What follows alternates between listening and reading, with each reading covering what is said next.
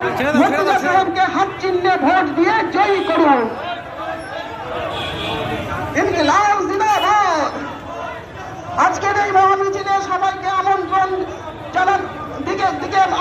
জানানো হচ্ছে।